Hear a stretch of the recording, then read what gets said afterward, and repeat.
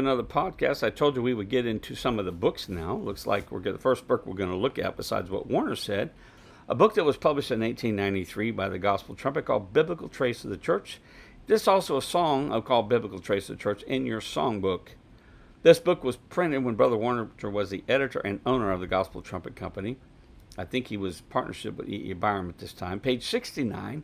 The Reformation called all of God's people out of Romanism, leaving the kingdom full of darkness and fulfillment of the above prophecy. Page 82. About the time 1880, God, in fulfillment to that which was written, began to send his messages to and fro to gather his elect, which had been scattered into various Protestant sects, or we could say Babylon or Protestantism. More than 200 years have passed away since the rise of Protestantism before anybody understood the theory of two works of grace in the heart. Neither did the 16th century Reformation restore the church to her primitive faith, which would arouse in her all the gifts of the Spirit that fell asleep. Listen, many centuries ago, as she in her apostasy drifted away from her primitive state. Page 102, he saw that the church would be restored to her primitive state and await the advent of her husband. Page 103, in verses 21 and 23, that bewails the state of the church under apostasy. In verses 24 to 31, he foretells her complete restitution to her pristine state. By what means is the restoration brought about, he asked. Zion shall be redeemed or brought back with judgment, and I will restore thy judges at the first and thy counselors as at the beginning. Verse 26. By this means he would raise up preachers in the evening light who would preach the whole truth and execute the judgments written as lowly as the apostles did in the morning time.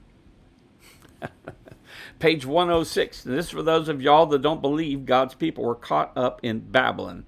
As soon as Babylon fell, and he's going back to types and shadows now to the Old Testament, the Jews began returning to Jerusalem.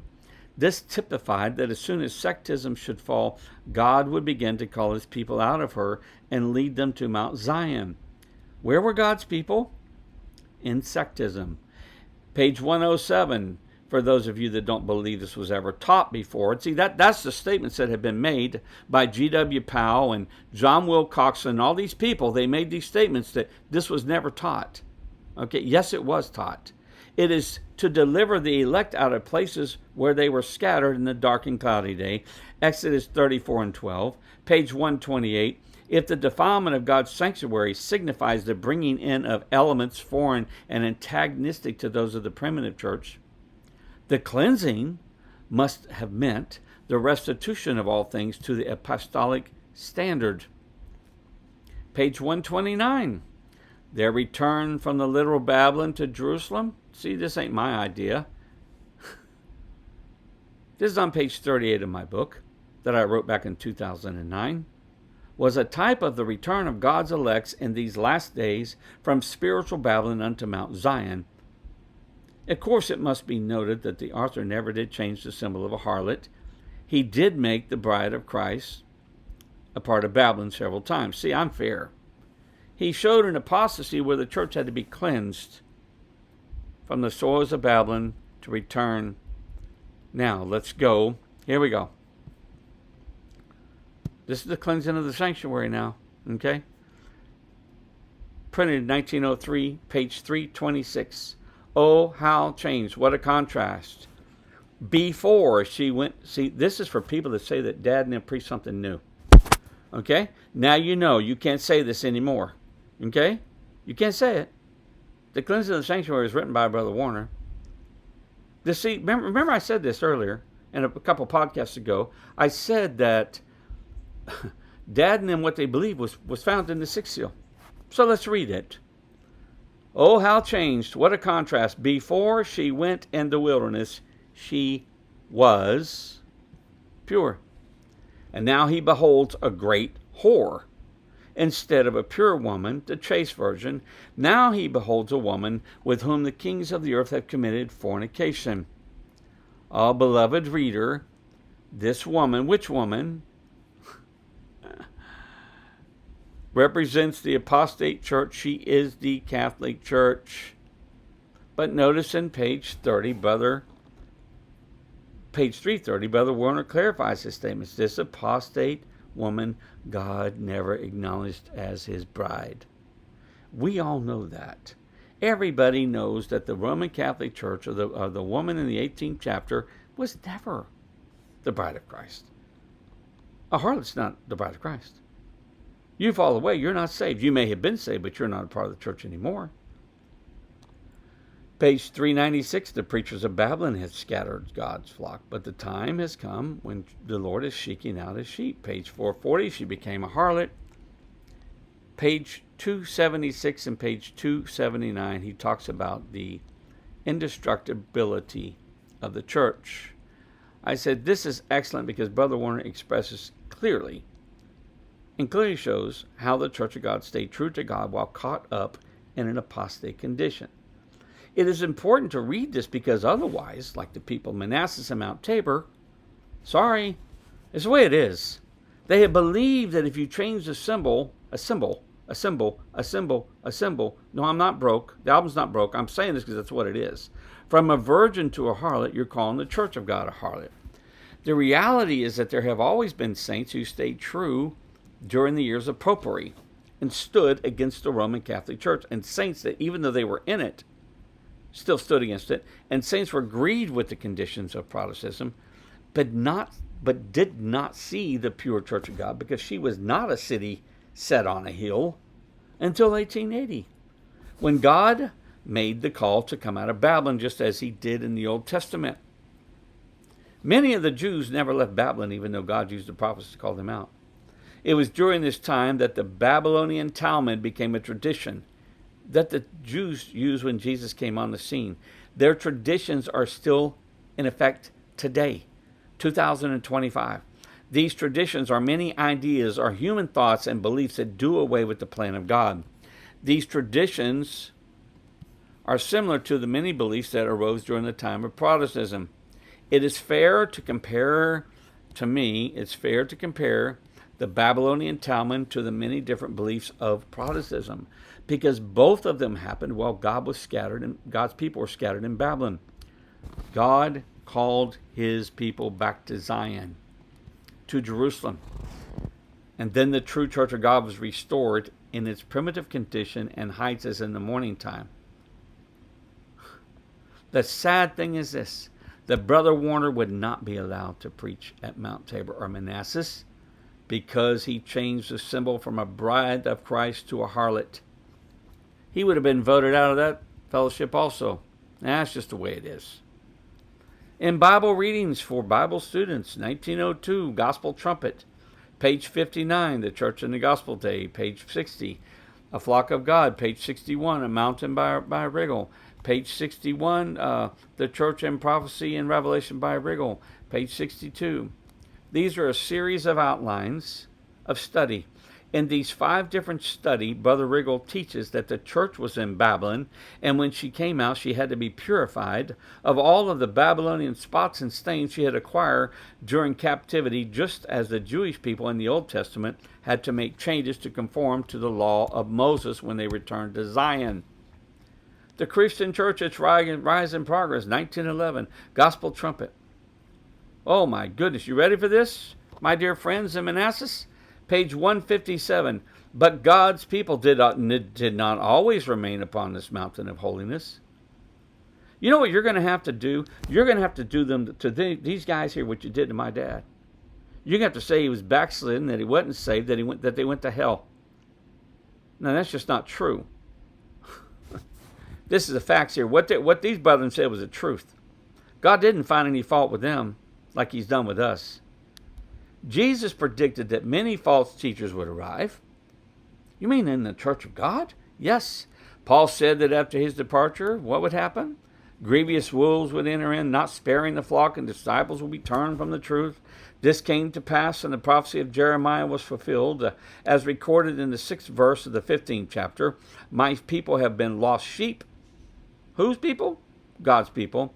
And their shepherds, or their ministers, or their preachers, or their sect's Church of God teachings have caused them to go astray. They have turned them away on the mountains. They have gone from mountain to hill. They have forgotten their resting place. Since the church of God is presented under the figure of a great mountain, the mountain of God's holiness, all rival churches are man-made ecclesiastical institutions. Now, when we read this, we think of the Baptist, the Methodist. No. We need to start thinking about some church of God ecclesiastical institutions that have arisen, because they have. Why do you say that? Because they don't get along. That's why. Men are in the way. Sectish ideas are in the way. Things that you can't even find in the Bible are in the way. Are brought to view under the figures of mountains and hills, signifying large sects and small ones. In these, the people of God during the reign of apostasy have been scattered. And they were scattered because there was no shepherd. We're talking about God's people here. How does this happen unless Jesus causes it to happen? My sheep wandered. Whose? God's saying this. My sheep wandered upon all the mountains and upon every high hill. Yea, my flock was scattered upon the face of the earth, and none did seek or search after them. This is fulfilled, and God's people having been scattered through the realms of sectism. Still happening today. God's people have been led into all religious bodies extinct in the world today.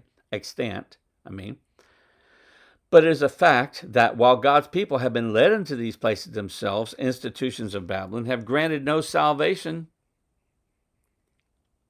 or deliverance to them who enter the folds. Truly, in vain, salvation is hoped for from the hills and from the multitude of mountains.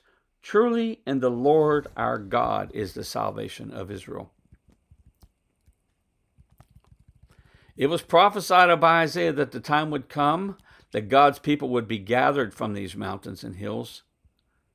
Now, this is not my writing here. You got to understand this. Let's go back. Who wrote this? Who wrote this? Oh, I'm sorry. The Christian Church, page 157. All right, let's get down here, page 190. The woman fled into the wilderness. Okay?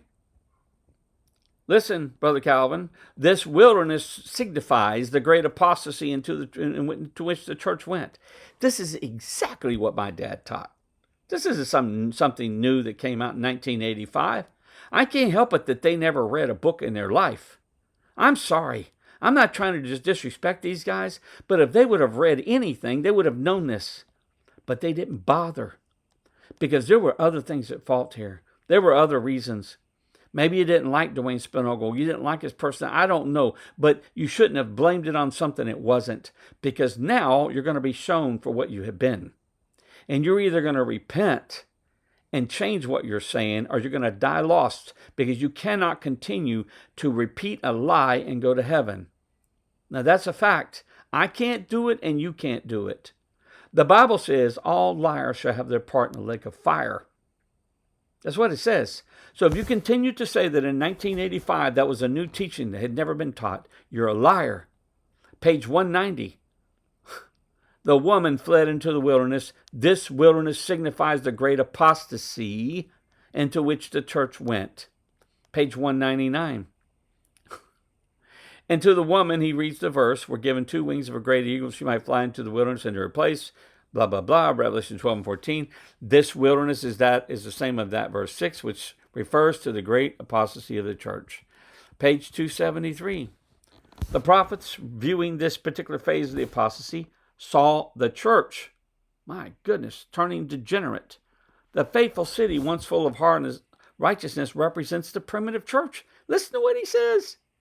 In the morning glory of the dispensation, she became a harlot from departing from the Lord. That is, the part of the church which apostatized became a harlot, forsook Christ, and the Pope became her husband. She played a harlot. This was the great separation expressed by apostasy. She departed from Christ, and that apostate woman he would never acknowledge as her wife. Page 284.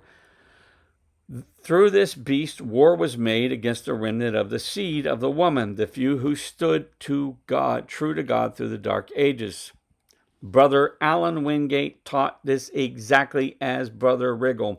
He believed that the remnant of the seed of the woman was the church that stood true during the dark ages. Let me go back to that now. Let's read that. Page 284. War was made against the remnant of the seed of the woman. This is what he wrote now. The few who stood true to God during the Dark Ages. That is exactly what my dad taught. I don't even know that Dad knew that he taught that. He's not here to ask.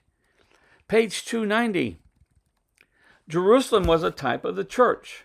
Its desolating and treading down by the Gentile was a clear type of the great apostasy, which has defiled and trodden underfoot the spiritual Jerusalem, the sanctuary of God. Wow.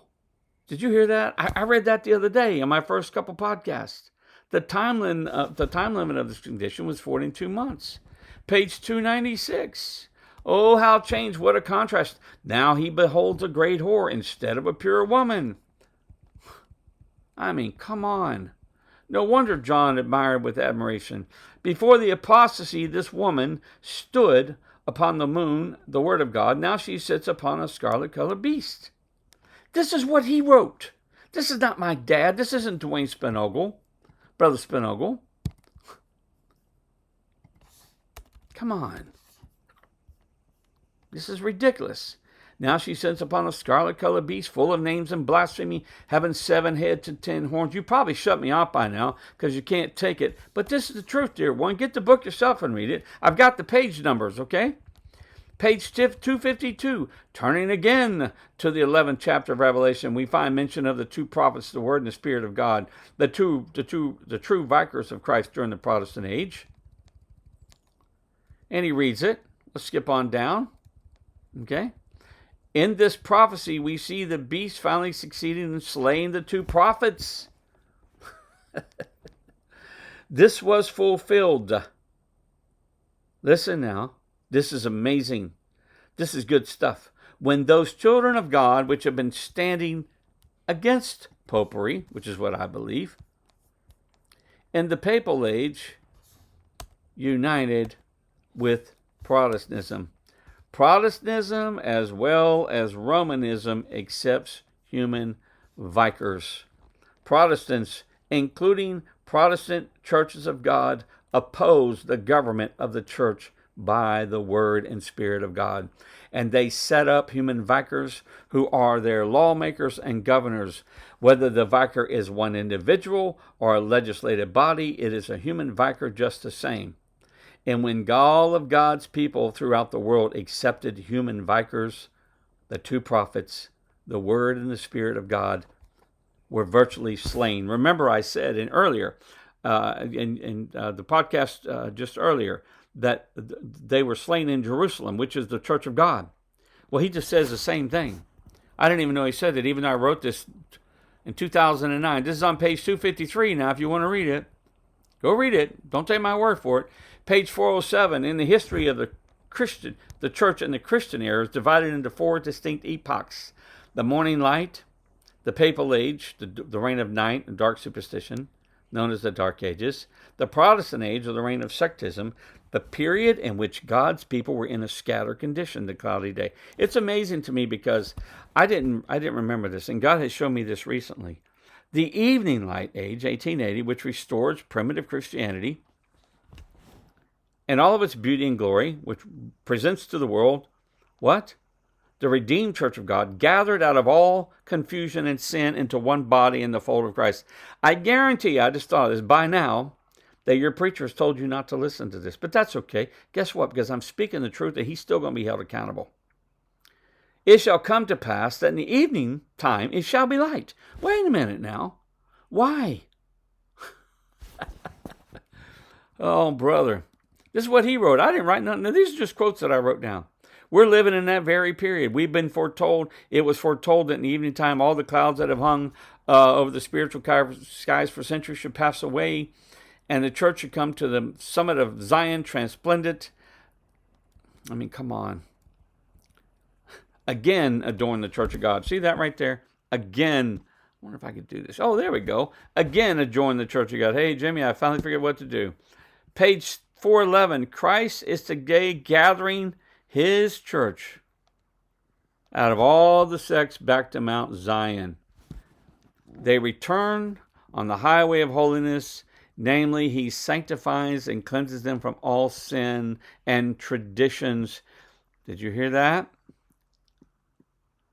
True holiness ordained his church in the primitive days. Had she but retained this glorious truth and experience, this globe today would be girded with a belt of light and salvation. But instead, an apostasy came. The light of truth was soon extinguished by dark clouds of superstition. Holiness is really the mainstream of all gospel truth. I mean, this is almost overwhelming to read all this. At the very early date, true holiness was lost sight of and hid from the general masses of people. Had it been retained by the church, there would have never been an apostasy. By returning to the true standard of holiness, the church is brought out of apostasy and cleansed. The fire of holiness and truth restores the church. Anyone who could read these books and still believe that the interpretation of the Lakeland Knoxville Fellowship belief was a new interpretation is either deceived or ignorant. With all of this evidence, it is clear that the Sixth Seal taught something almost identical. Here we go. What the Bible teaches. I don't even know how much more I can stand to do this. Revelations chapter 7, his chapters, 1914 edition, because he had different editions. Chapter 17, 18, 19, these chapters are too lengthy to print. He teaches the apostasy of the morning time as the same as the preceding author. He shows in great detail the Roman Catholic Church was the fallen Church of God. He shows that the wilderness of chapter 12 was the apostate condition in which the woman fled, and that the reason there are two symbols representing the Church of God. This is identical to what my dad taught. There are two symbols representing the Church of God in Revelation 12, the woman and the man-child, is because the man-child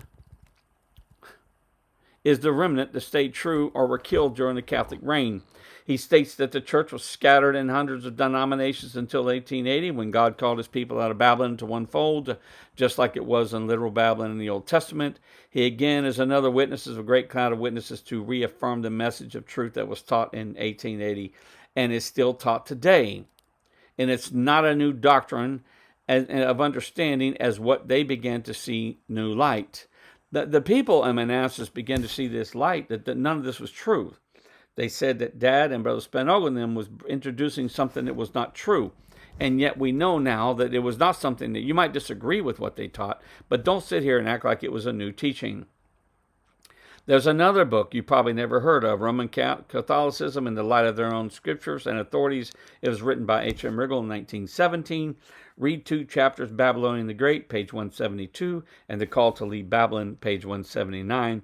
Brother Riggle reaffirms what has always been proven, that the church had been restored to a primitive glory and come out of Babylon. The Last Reformation, F.G. Smith, 1919. How much more can I do this? The prominent position occupied by this woman in light, which was shown forth from the sun from which she had been clothed, and stand out in marked contrast with the later description given out of her flight into seclusion in the wilderness.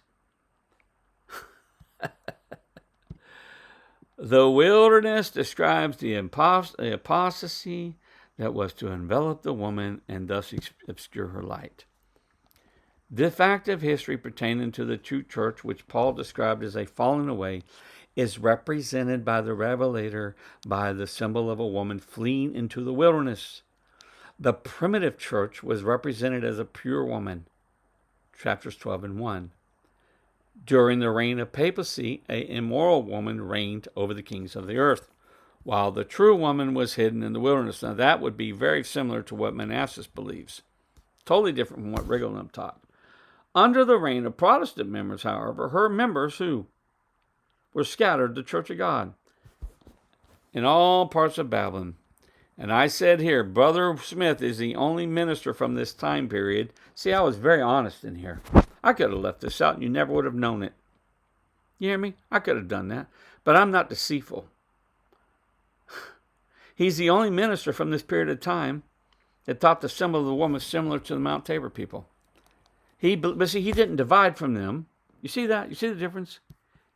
He didn't call them Babylon and say you're turning them God and Jesus' church into a harlot and blah, blah, blah. He didn't do all that.